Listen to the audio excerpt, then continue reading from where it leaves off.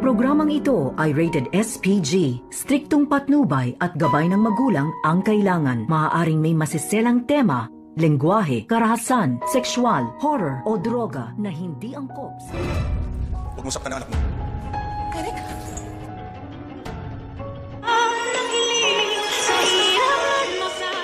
Narito na nga ang ating pakaabangan ngayong Lunes. Sa abot kamay na pangarap, marami nga ang nagulat dito sa nangyari dahil sa ginawa ni Giselle na kinaladkad niya itong si Justin palabas ng Apex Hospital. Wala daw itong karapatan ng bastusin itong si Giselle sa loob ng kanyang ospital at dito nga na biglang dumating ang lalaking hindi pa kilala at dito naman na sinabi ng lalaki ito na wag daw saktan ni Giselle ang kanyang anak. At sa narinig nilang lahat ay labis ngang nagulat ang mga ito, lalong-lalo na itong si Giselle, na tinanong niya ito kung tama ba ang kanyang narinig. Dahil dito kay Eric na yun pala ay ang ama dito ni Justin.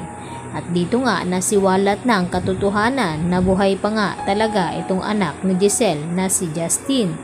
At dito rin na tumawag itong si Kinito dito nga kay RJ at sinabi na kinakailangan daw niyang makausap itong si Giselle tungkol sa kanyang anak.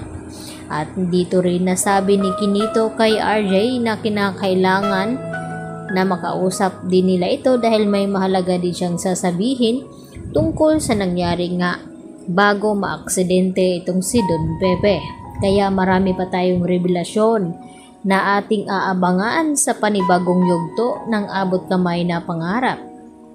Samantala napaiyak naman itong si Lynette nang magsuklay nga ito na nalalagas nga itong kanyang buhok at naalala ni Lynette ang kanyang nakaraan noon na nagkaroon nga siya ng cancer kaya nakalbo siya at dito naman na ginamot ni Annalyn Santos itong si Lynette at ngayon tila bumabalik na naman ang kaba sa kanya at umiyak siya dito kay Carlos Benitez at tinanong niya ito kung ano daw ang nangyayari sa kanya at ang sabi naman ni Carlos ito ay simbolo ng pagiging stress dito ni Lynette at nagiging traumatic kaya kinakailangan daw niyang magpatingin talaga dito nga kay Evangelista dahil siya ang makakatulong dito kay Lynette nang sa ganun ay hindi lalala ang kanyang kalagayan. At panaginip naman pala ang nakita dito ni Giselle na tumayo nga itong si Don Pepe at niyakap siya.